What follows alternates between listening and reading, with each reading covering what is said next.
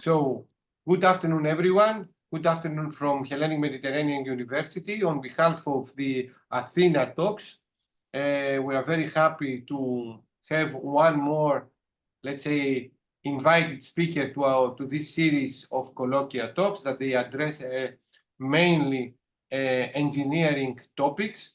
We will continue today, and thank you very much, Evren, with Professor Evren Mutlugun from Abdullah Gül University in Turkey.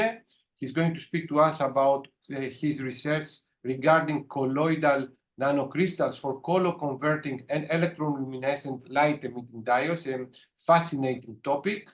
A little bit about the talk. Colloidal nanocrystals, also known as artificial atoms, are promising agents for future optoelectronics owing to their high efficiency, spectral purity, and stability.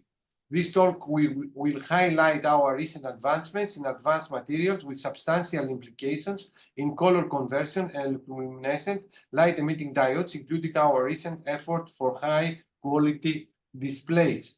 A little bit about our today's guest speaker. Professor Evren Mutlugun earned his Bachelor of Science degree in Physics from Middle East Technical Universities in 2005. I think this is the biggest also university in Turkey, or one of the biggest ones. He subsequently pursued his Master of Science and PhD degrees, both from Bilkent universities, one of the top universities in Turkey, in physics department in 2007 and 2012, respectively. Following the completion of his academic qualifications prior to his appointment as a faculty member of Electrical Electronics Engineering at Abdullah Gül University in 2014, he served as a National Research Foundation Competitive Research Program Research Fellow at Nanyang Technological University of Singapore, one of the top technological universities in the world, I will say. Professor Mutlugun's primary research focused on colloidal nanocrystals-based exciton harvesting systems for innovative optoelectronics. His work has received more than 3,500 citations. And Evren, we are very grateful to have you with us. And once again, thank you very much. Ευχαριστώ in Greek. You will tell me at the end of your talk, ευχαριστώ in Turkey. The floor is yours, and thank you very much for this honor, Evren. All right, great. Thank you, Kostas, for the nice introduction. And it's a great honor for me to be in here with this talk, Athena Talk. And once again, thank you so much, not only for this talk, but also providing this space for the scientists to talk about their own research activities, I think, which is really important for, especially for the new graduate students and everybody in the field. Okay, without further ado, let me get started. I'm Evren from Abdullah Gül University, Turkey. And today I'll be talking about the colloidal nanocrystals for color converting and electroluminescent LEDs. So before moving on my talk, for those of you who do not know Turkey much, so Kayseri is located somewhere around the middle, just at the heart of the Anatolia, we call it, right? I mean, you know the capital Ankara, and Ankara is in this. Ankara is in here. It's the capital, and it's about 3 hours drive from Ankara to the east, basically. So the city is famous with its mountain. So hopefully we may have some sort of a workshop in the future. Who knows when? But I would like to have the community to host here definitely. And also the other thing is about the Cappadocia region, which is also a famous tourist spot. Which is also about an hour drive from Kayseri. And this is also very nice. Balloons and these kind of structures are also very close by. And this is also nice things about our city as well. So speaking of which, well, today the topic will be mostly about the quantum dots. And as most of you know, the Nobel Prize in 2023 in chemistry goes to the quantum dots. Well, the beauty of the quantum dots are stemming from the fact that now it's a technology that has evolved in the last 30 to 40 years, and now it's going into our homes with the quantum dot displays. Not only for the displays, but from the bioimaging and biomedicine to augmented reality to quantum information and photovoltaic energy harvesting, quantum dots are literally everywhere. So we will see more and more examples of the quantum dots more in the, I believe, in the near future.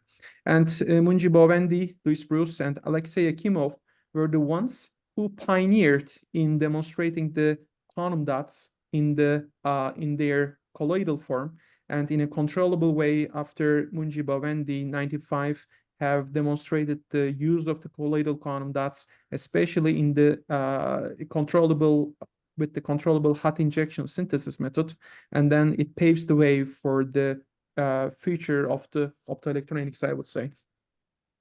Well, quantum dots, for those of you who are not in the field, they demonstrate size-dependent extonic properties, and unlikely to bulk materials. Now, the electronic transitions are discrete, and by this way, we are able to tune the efficient band gap of the materials.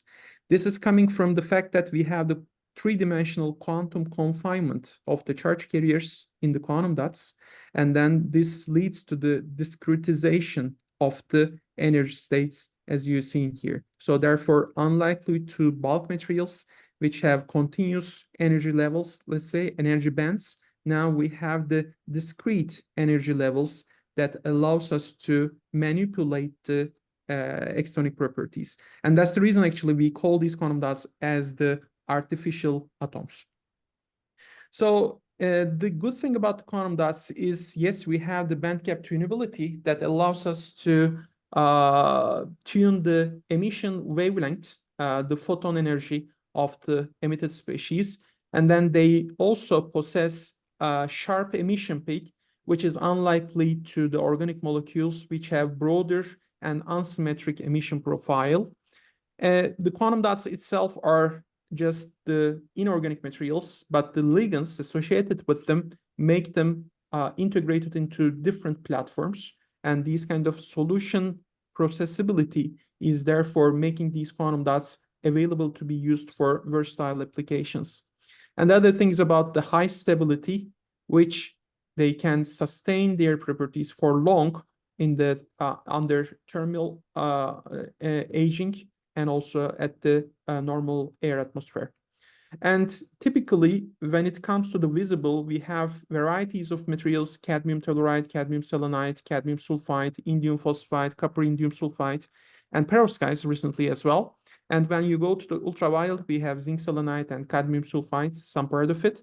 And in the infrared, we have the lead-based compounds. And through this spectrum, you can make these quantum dot materials, which is available to be utilized for light-emitting diodes, photovoltaic cells, lasers, and the photodetectors as well.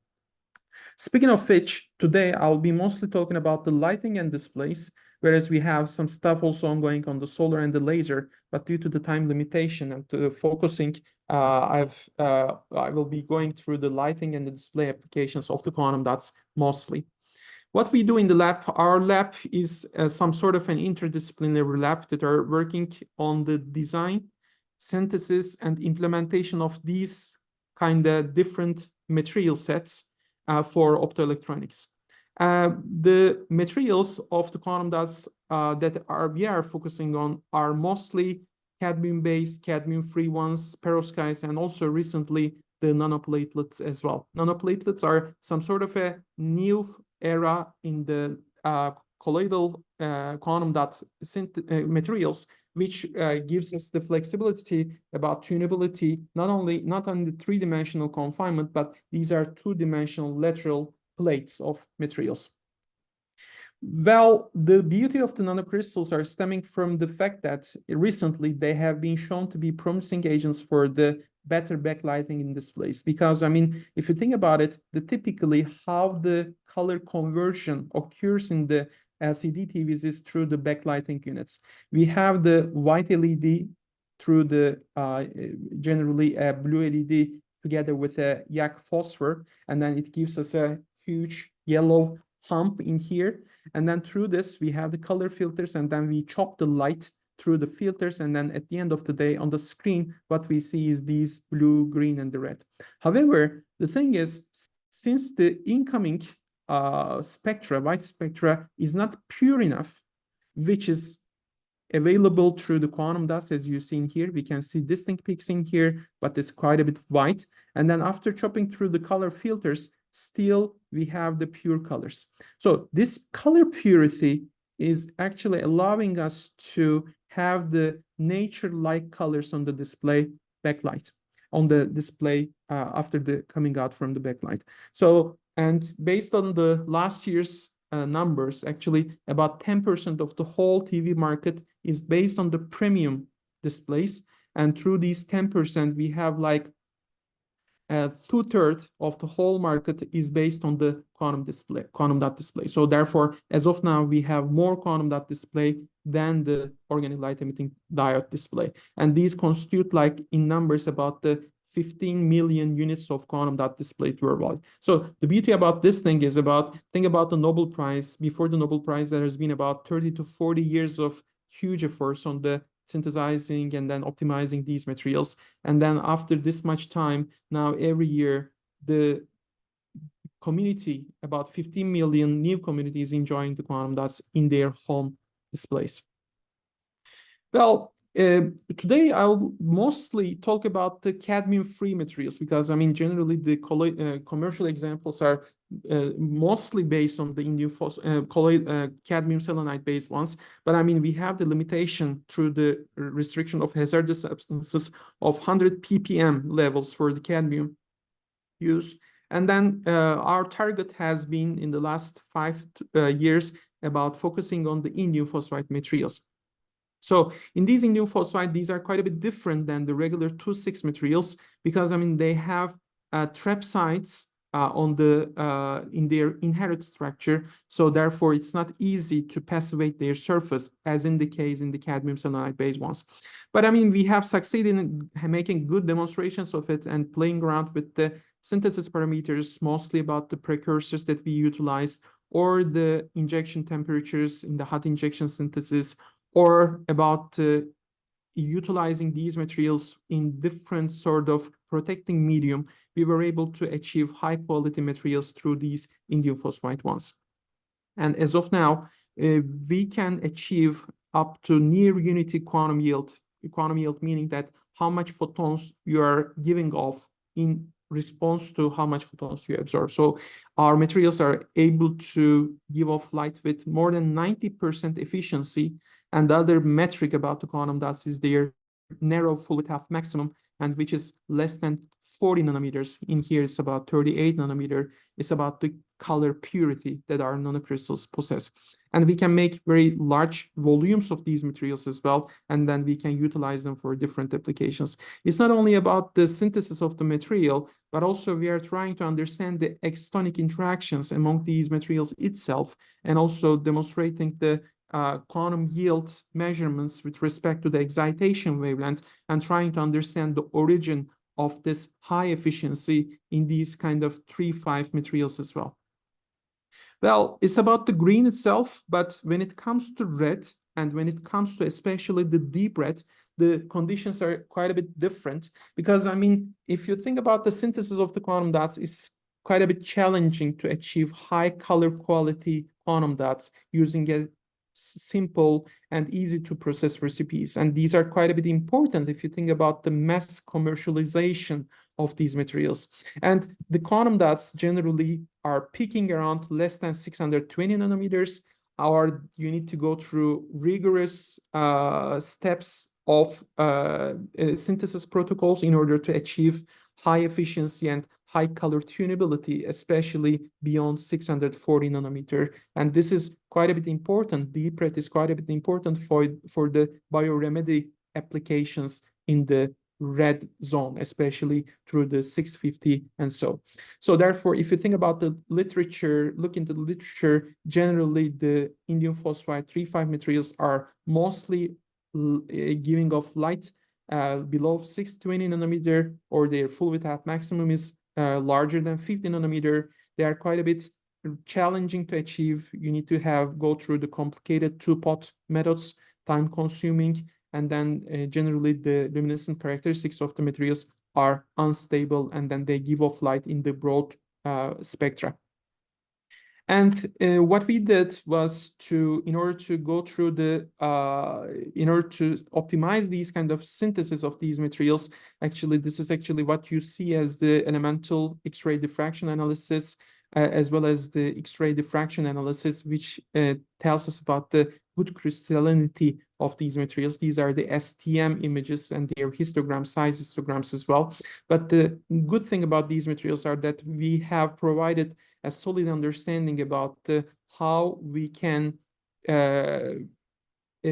eliminate the surface defects through in situ HF etching, controllable HF etching with these materials, and also coating them further with the higher band gap materials like zinc selenide and zinc sulfide. We were able to optimize the synthesis recipe, and then we were able to narrow down the emission less than 50 nanometer and also reaching around 70% efficiency, also playing around with the peak PL emission from 640s to 670s or so.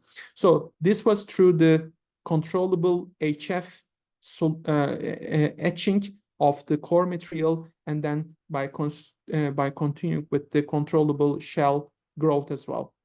So this is actually normally a very pronounced indium phosphine peak in here, okay?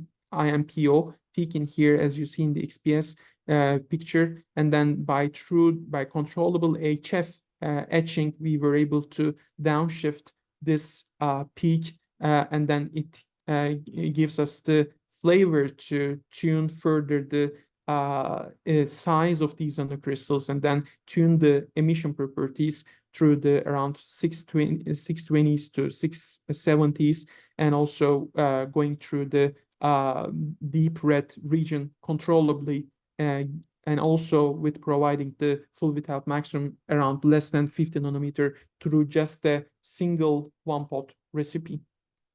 We can make large volumes of these materials as well, and then these are our real or absolute, let's say, quantum yield measurements, because I mean in the literature there are various ways to check about the quantum yield of these materials, and then we use an absolute quantum yield measurement system with our systematic approach, and it's a well-calibrated system, and then we are pretty sure about the quality of our materials, more than 60% in the deep red region. So as a demonstration of the color conversion through the electroluminescence this time, because I mean normally with a blue LED pumped quantum dots, we have the use of the photoluminescence, right? I mean, but when it comes to the electrical injection of the current, electrical injection of the holes and the electrons, we utilize the OLED-like structures, but now the emissive layer is the QLED, and then we have demonstrated the deep red emissive QLEDs through these optimization route. Speaking of which, I would like to touch upon the quantum dot LED structure, which I have started working when I was in Nanyang Technological University about 10 years back now, and we were among the pioneers of the quantum dot LED era at that time. And what the idea is that through the anode and the cathode, we have the controllable injection of the electron and a hole. And then what we are trying to do is we are trying to create the exciton in the emissive layer, in our case, which is the quantum dot layer. So as a stack of different hole injection layers and the hole transport layers, and through the other side, we have the electron injection and electron transport layer, we are trying to get the optimal injection of the electron and hole and create the exciton just at the emissive layer. And then by this sort of a mechanism, we are having these kind of passive matrix LEDs. And in my home institution at Abdullah Gül University, we are able to achieve very high efficiency, multicolor, different light emitting diodes, electroluminescent devices. These are individual pixels, and this sort of a size of like 2 by 2 centimeter material, we have like 6 devices just in each of them, and this is showing like the one of 6 pixels running in this picture, as in this picture as well. And for this one, we utilize a glow box integrated evaporator system, organic evaporator and the metal evaporator, and also a calibrated system for the electrical characterization. And we are able to achieve more than 100,000 candela per meter square with external quantum efficiencies exceeding 10%. And at this point, actually, our aim is to talk today more about the cadmium-free stuff, but this part is I find quite a bit fascinating, and for the next generation quantum dots, it is very promising materials that these are nanoplatelet structures that are allowing us to utilize very thin layers of the materials that are stacking here, like just few atoms come together, and then by tuning around these kind of thickness of these materials, you're able to manipulate the emission properties, and then they give off light in very fine structures with less than 10 nanometer of narrow emission spectrum. They have very good absorption capacity, which is making them inevitably very new building blocks of the colloidal optoelectronics, because one of the major drawbacks in the industry is about how you would be able to suppress the high blue content from the backlight. And this is the beauty of the nanoplatelets, that they have at order of magnitude greater absorption cross section than the ordinary quantum dots, and then they will be able to generate these kind of better light harvesting through these kind of materials. And not only about the size and controlling their uniformity of these materials, but in a recent work as well, we have shown that we can use the aspect ratio information in here, and then we can change the surface coverage. And then by this way, actually, together with Prof. group, we were able to demonstrate very high efficiency, about 19.2% external quantum efficiency through the nanoplatelet structures. And then it has been covered in the advanced materials. And then the idea is there whether the nanoplatelets would be having a comparable performance to the quantum dots. And then this was about at that time, this was very promising. And then still ongoing effort is going through with these kind of two-dimensional nanoplatelet structures. At this level, I would like to switch, and I would like to switch the gear to perovskite nanocrystals. Well, there's a huge effort in understanding these kind of generally methylammonium-based perovskites for the solar cells. But what I'm talking about is the inorganic perovskites, which are basically made up of cesium, lead, bromide, and iodide structures. And they are very easy to process. They give off light very efficiently. They are reproducibly easy to synthesize. They have very narrow emission bandwidth. However, the disadvantage is that you cannot mix and match them. So you cannot color mix them easily by mixing the green emitting and the red emitting, because I mean, we have the anion exchange. So they lose their properties, and then you need to develop extra tools. Another thing is about lightly to the perovskites that are being utilized in the solar cells, we have the stability issue, and then they are not stable, and then they degrade in different solvents. In an effort to encapsulate these kind of perovskites, I mean, for some time we have been working with our partner at Erciyes University, a close colleague of mine, Serdar, on understanding about how we can use it in our effort to serve us better, like the encapsulation by using a natural wax. Rather than using an octadecene through the synthesis, what we use is a sort of a cannula wax, and this is a very typical wax, a cheap alternative. And then it's not only used as a stabilizer, but at the end of the day, upon the synthesis, we can make very nice three-dimensional pictures and patterns out of these kind of structures, and then we can make dough-like structures as well. And for two-dimensional and three-dimensional macroscopic architectures, these are very promising material. The other good thing about these materials is not only we make dolls out of them, but I mean, if you look at the inset in here, if you see that the ordinary, how the photoluminescent intensity drops sharp all of a sudden. However, with these kind of cannula wax encapsulation, actually, we have the good preservation of the perovskites, and then they are quite a bit possible to be integrated in different platforms.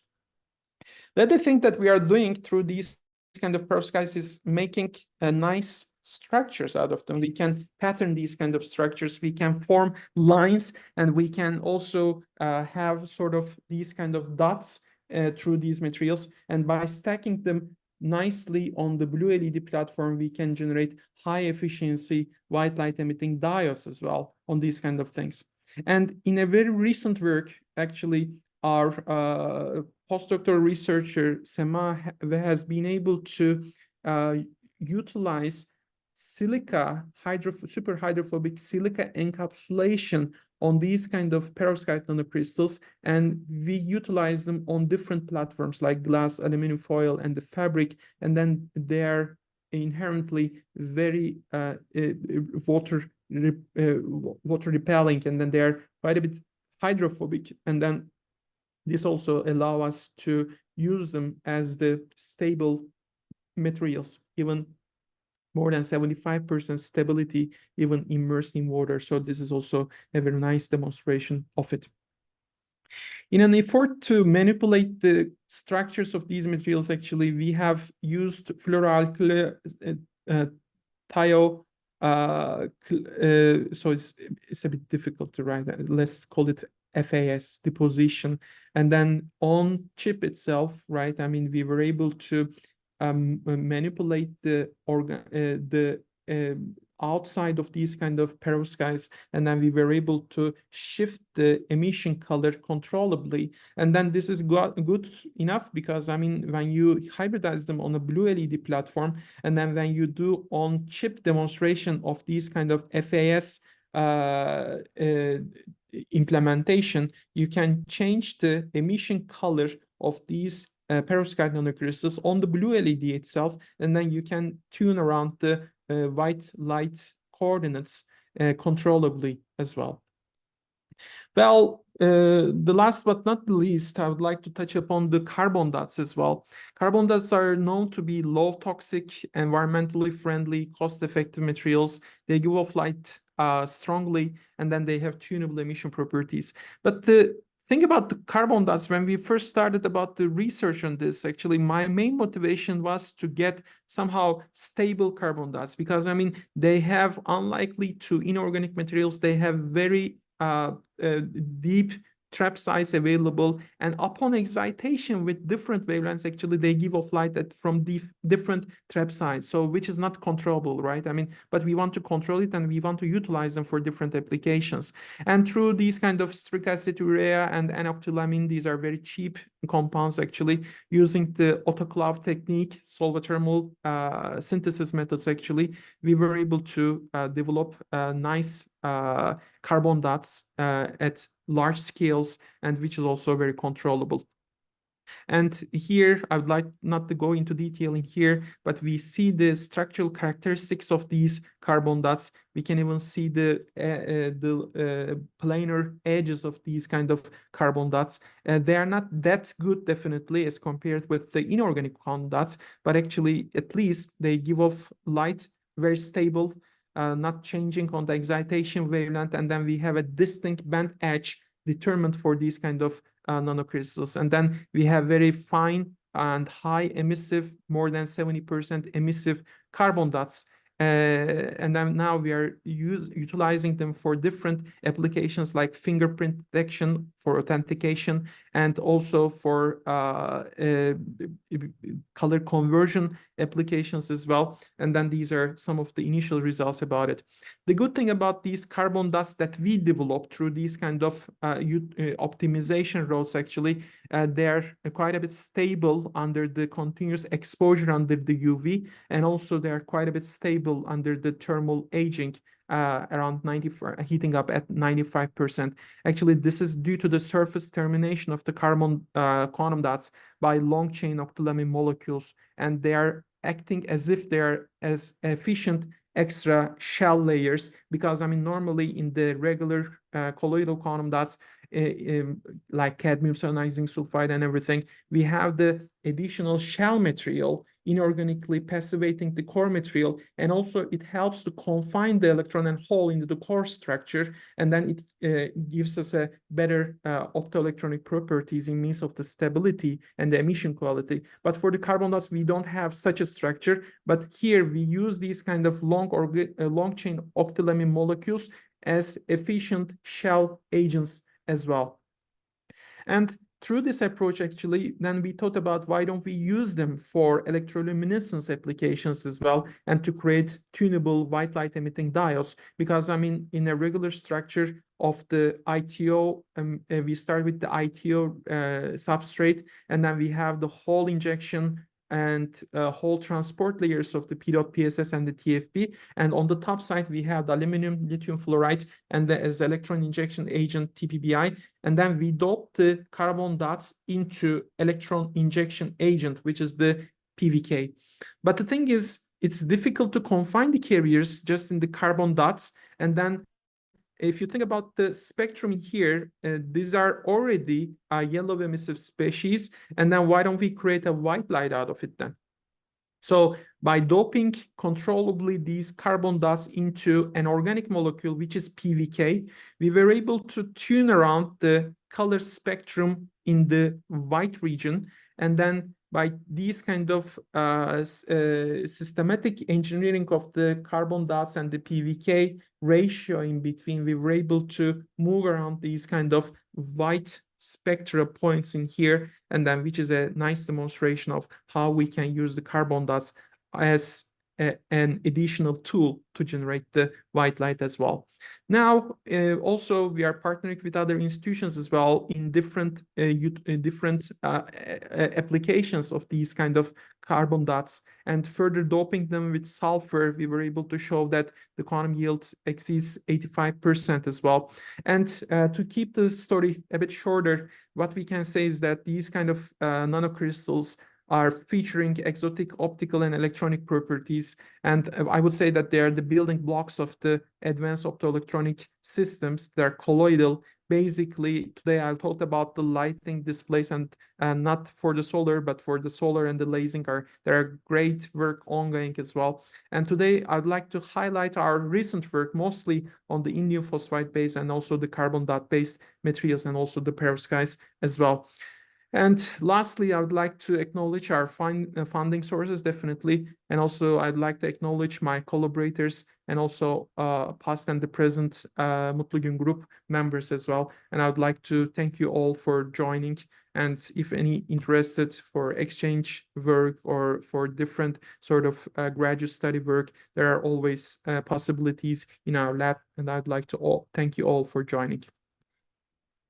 Dear Ebrahim, thank you very much. It was like a very clear presentation. I like it. I have enjoyed it a lot.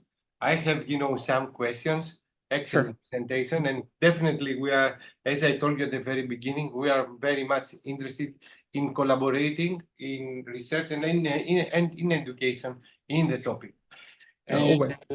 And before I will give the floor to myself, that is not so democratic, I will ask, the audience if you have any questions. Otherwise, I will start the discussion. I can see Professor Kavoulakis. George, please introduce yourself also to Ebrahim. And then thank you very much, Abdul. Then I will give the floor to Abdul. First, George. Thank you. Yeah, well, thanks a lot for your nice presentation. I'm George Kavoulakis from HMU. I have a general question. In order to achieve the best results that you want to achieve, I mean, with respect to the properties that you want to have, are these based on theoretical models, or are these based on, trial and error? I mean, you try something, it doesn't work, and then you change some parameter and you try again. I mean, to what extent are these motivated by theoretical studies, and or is it just, trying and find the best properties that you wish to have? Recipe, the best recipe. Yeah, So in nano world, I mean, it's difficult to explain why things do work, right? I mean, so generally, it's very difficult thing, and this is a really important point that you just raised. I mean, thank you for this question. So these kind of extonics about the quantum dots are a long story. I mean, we have a lot of work on the theoretical part assisted with the experimental work, and then which actually we aim to demonstrate the effect of something, and then based upon the theoretical discussions, actually we just reflected on in the experiments. But actually these things that we have shown are based on our recipes that we are developed, and not through systematic theoretical work on the backside. But actually I have not talked about it, but we have also theoretically assisted work on the backplane. But what we use the theoretical stuff for these kind of color convergers generally is about how we can manipulate the end possibilities. Not only, not what I mean is we are not working deeply in understanding about the quantum confinement in those kind of sizes and also the band gaps and everything. This is out of my expertise basically, but we do have other partners, and then we do collaborate with the partners about these kind of different applications as well. Thank you. Thank George? you. Now the floor is to Abdul and then to Professor Kalyakatsev. Abdul, the floor is yours. Introduce yourself, please. Thank you so much, and I would like to thank Professor Konstantinos about arranging this very interesting talk, and thank you, Professor Evren, for this beautiful and very interesting talk. My name is Abdul Sattar, and I'm actually a PhD student at INRS at OCAM in Canada. So we are basically working on a different field, like for thermoelectric materials, but somehow we are also interested in quantum dots preparation, or like colloidal solutions by laser ablation thing. So I have a couple of questions, Professor Evren, for you. Thank you. And I'm sorry if it looks very basic question, or it seems very like basic stuff. So my first question is, can you please comment on the fact that what are the forces that determine about the core or shell chemistry of a quantum dot? For example, we talk about the cadmium selenide or indium phosphide. So which forces determine that cadmium selenide will be the core or indium phosphide will be the shell? So can you predict that, or I mean, how do you analyze that which material will be on the core side and which will be on the shell, please? Thank you. So this is actually the thing about the laser ablation is the hot injection kind of synthesis is giving us a room for controlled synthesis, basically making these kind of quantum dots in the solution form makes it easier to mass produce, and also the controllability on the synthesis. But when you look into the general how the quantum dots form, actually, it's about the nucleation followed by the growth mechanism, right? I mean, and we have the so-called oswald tripanium. I am not going into detail about the formation of the nanocrystals thermodynamically, but I mean, the thing is that you have the precursor materials available, and then once you have the injection precursor, they tend to come together, and then they grow larger in size by killing the smaller particles as well, and then they grow in size better and better. And then you're not putting everything all in one, and then that's actually about the choice of the core material or the shell material, but also thermodynamically, and also the if you think about the band gap of these kind of materials, actually by a alloying mechanism, actually we have the core material, and then you grow the shell material on top of it by using a different chemistry, and this is actually to coat the material itself with a higher band gap material. So this is about the core, which is shell, is based upon we have the band engineering there, definitely, but I mean the controlling these kind of parameters, it needs a good understanding about the chemistry, because I mean you need to systematically isolate the nucleation and followed by the growth. Otherwise, you have the bunch of different sizes of materials, which is we trying to avoid for the colloidal quantum dots. But your questions are mostly about understanding the thermodynamical limits that gives us the quantum dots. So it's a bit a long story, but I can give you some more references if you just drop me an email, definitely. Okay, great. Thank you so much for this interesting answer. So I would like to come to my second question about, I have been finding this difficulty of structural characterization of quantum dots. See, for the bulk material, you can have like very sharp peaks with the XRD data. But when you go below like 20 nanometer or in the nano regime, you find the XRD peaks, like you feel like it's amorphous structure. But if you like go by multiple codes and stuff like that, you'll get like some peaks, but they're very wide peaks. Can you please also comment on that, how to get a better data for the XRD for the structural characterization of this? Yeah. This is a good question as well. So the XRD peaks, definitely, I mean, we use the encyclopedic information in order to understand whether we have the better and better matching of these kind of peaks. So actually they resemble these peaks in the bulk. However, now they are larger in size, right? I mean, they broad because I mean, the thing is, this broadening is because I mean, the smaller crystallites have more significant strain and surface effects. And this leads to the increased variations in the lattice spacing, right? I mean, this is somehow from the Scherer equation, actually, that we know of.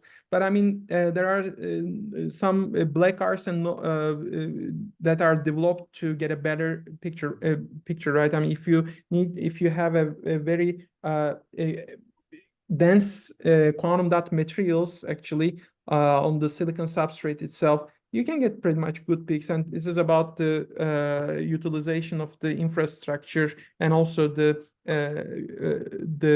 guy who is looking after this XRD as well. So this is not very difficult, but actually, definitely, we don't have sharp peaks, but due to this nanocrystalline structure. And this was actually my midterm question this term about the nanotechnology course, why the XRD peaks of these kind of nanocrystallites are broader in size, right? I mean, broader as compared to the bulk material, but this is because of that, definitely. Thank you. Okay, thank you. And thank you so much for answering this question. And that brings me to my last question. I would also like to talk about the stability of these quantum dots. I mean, are there any specific capping agents that are perform much better, and how does the stability in the long term affects? I mean, except if we use like inorganic quantum dots, that's also like relatively stable. But if you go with the hybrid ones or even with the inorganic ones, I mean, Yeah. how much are they stable, and how do you determine to design a capping agent for that, and how do you select the concentration of that? Or it is just like Professor Kavalokis suggested that like you go with the hit and trial method, something like that? Yeah, this is one of the things about the difficulty about the controlling the quantum dots in the real world. Because the thing is, the quantum dots itself are inorganic materials. We are talking like cadmium, selenite, zinc sulfide, whatsoever. But actually, you cannot disperse them in a solvent without any external ligand, right? At the end of the day, you need to have ligands to stabilize and make them available to be dissolved in different medium. Or if you want to integrate it in with a different polymer matrix, again, you need to have the compatibility of your ligand with the polymer matrix itself. So it's definitely you need to live with the ligands. But about the ligands, generally the ligands are organic. But the Talapin lab in Chicago, they're keen on understanding or developing understanding about the inorganic ligands, inorganic capping ligands as well. This is one of the thing about the quantum dots as well. The stability is always an issue, but I mean by passivation, by the core and shell passivation, along with the optimal quantum dot ligand concentration, well, yes, there's a way. But I mean, this is mostly like a trial and error, I would say.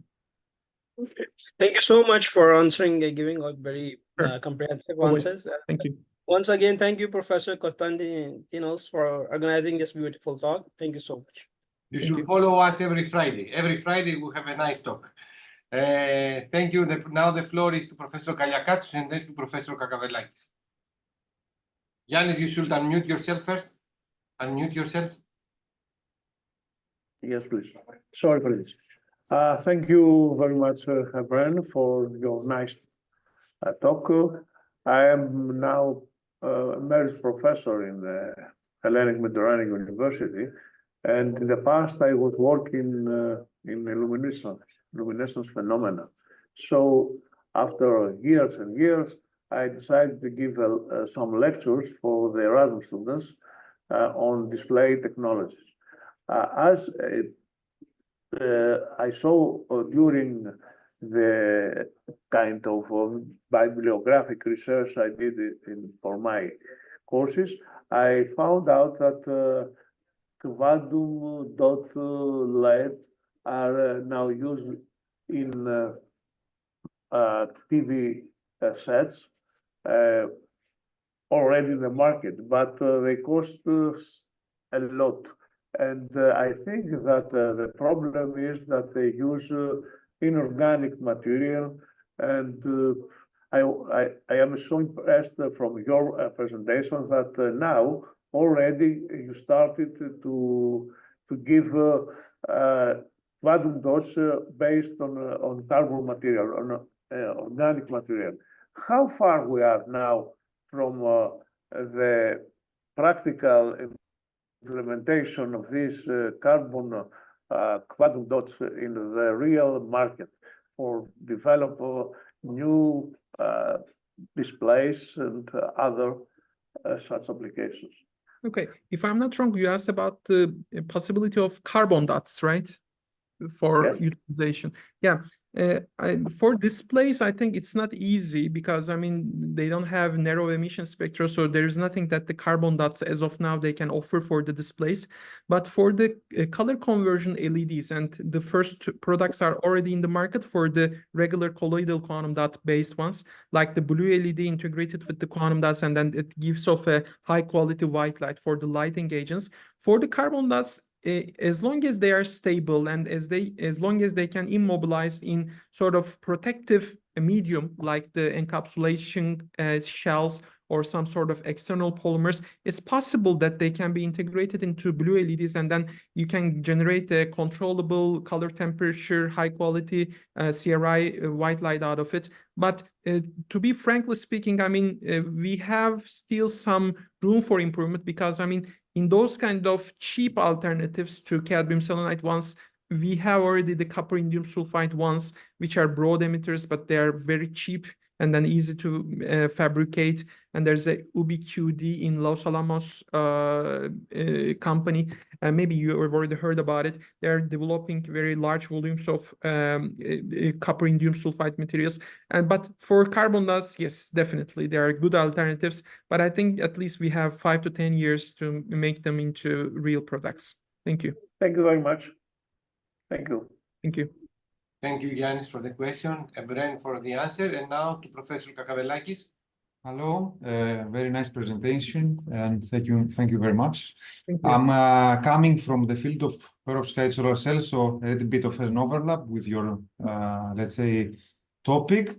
And just to introduce myself, I'm recently appointed assistant professor at Hellenic Mediterranean University, so colleague with Konstantinos and Ioannis and George Kavoulakis. So as I mentioned, my topic, perovskite solar cells mainly, and one of the big breakthroughs, I mean, we did, especially during my time at EPFL with Professor Gretzel, it was the passivation of the top surface of, I mean, bulk and on the bulk and on the top surface of perovskite grained films. And my question for you is, of course, I understand in the case of nanocrystals, there is a capping layer already. So do you think it might be possible, or do you think it might improve your devices? Now I'm speaking about LED or especially devices. Do you think it might improve somehow if you also passivate the top and the bottom surface of your nanocrystal film in your device? Yeah, actually, indeed, this is something that we are recently working on in the real device architecture. Like, as of now, we are trying to develop perovskite materials encapsulated with inorganic shells, which may act not only as stability agents, right? I mean, making them stable, but whether we can utilize them for electron and hole injection on the real device application. This is just to the point. So thanks for clarifying, and then thanks for pointing this out. Yes, this is the real important. Why don't we have some sort of a smart encapsulating agent on the device itself? This is quite important. Okay, thank you very much. Thank you. Nice question. And Thank you, congrats. thank you, George, and thank you, Efren. And now I would like to start my question from this point. Sure. When I mean, we have worked with George Kakavelakis and people in the Institute of Electronic Structures and Lasers in Crete, like for laser generated nanoparticles. And we have the laser generated nanoparticles that we are not using any surfactants, and we have the chemical produced nanoparticles. And the main advantage of the laser generated nanoparticles is that we are not using surfactants, so we can exploit maximum the plasmonic effect in solar cells, as George has mentioned. In your case, I understood the way that you cannot control, of course. I mean, however, you can control the size of the nanoparticles by playing around with the parameters of the laser that you are using. Your point in the first question was like, we cannot control the size, which means in your case, you cannot control very well the emission wavelength of your devices. So you increase the bandwidth and you lower the purity of your blue or your red or whatever color you're going to use. So I'm asking regarding PL performance. If you're going to use any coating, which means a different refractive index, you don't have light trapping effect? This is my first question. Well, so as a new encapsulating agents, yes, I mean, we have the two kinds of quantum efficiency, right? I mean, which is the external quantum efficiency is after it leaves the medium, right? I mean, it's not about for the organic light emitting diode like quantum dot light emitting diodes. I mean, it's not only about creating the light itself on the spot, but it's also taking it out of the structure. And correct. This is really important. But for the regular core shell quantum dot materials itself, these kind of refractive index mismatch is not a big issue in these kind of that sizes or that thickness of the materials. So, and the color purity, I would like to pinpoint this, is we are talking about the size distribution actually. So I think this is a better terminology at this stage. So less than 10% of size distribution is a good size distribution that gives you a very nice and uniform and narrow full width half maximum. But as you have different nucleation and growth at the same time, like in the laser ablation, for example, correct. Then you have multiple peaks actually. You may see it as a single peak, but within that you have very multiple peaks, and then at the end of the day, it's a very broad emission profile that we are trying to avoid at least. Okay, thank you very much. So I'm taking that for the external efficiency, the use of the coatings probably is important because you are lowering the extraction of light. But regarding the internal efficiency now you are talking, this is not an issue. Thank you. Another important, parameter regarding the light emitting devices is not only the color, is not only the bandwidth, that I suspect that the bandwidth that you have demonstrated very much affected by this 3D confinement of your structures. But what about the threshold level? Who defines the threshold level of your emission on your devices? Who determines, say again? The threshold level, the threshold. I mean, any light emitting device is characterized by a threshold point. I mean, in order to start, the things to emit. In your case, who defines this threshold point? The threshold for the electroluminescent devices is mainly through the optimization of the electron and the hole injection layers. Okay, the interlayers then. Right, because I mean, you have certain anode and the cathode work function, right? But the thing is, you need to suppress this sort of a barrier. Every layer that you integrate for the hole injection and electron injection is sort of a barrier, I would say.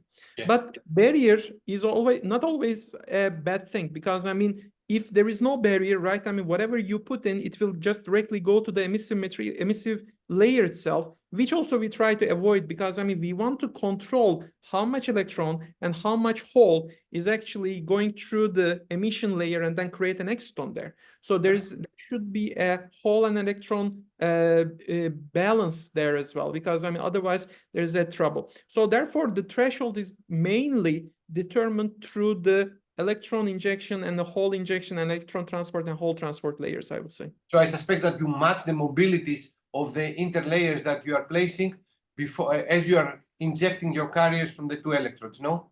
Yeah, yeah. Okay. So thank you. Thank you very much, Evren. I think it's time to finish. We finish on time. It was an excellent talk, and I would like also an excellent discussion with our participants. Evren, thank you very much, and we will be in touch. Thank you so much for My everybody. greetings to the friends in Abdullah Gül University. Yeah, greetings to colleagues everywhere around the world. And how can we say Efcharisto now in Turkish? What is it, Haristona? Thank you. Thank you. Teşekkürler. Okay, please. Thank you. Thank you very much. Bye. Goodbye, everybody. See you. Goodbye. Bye.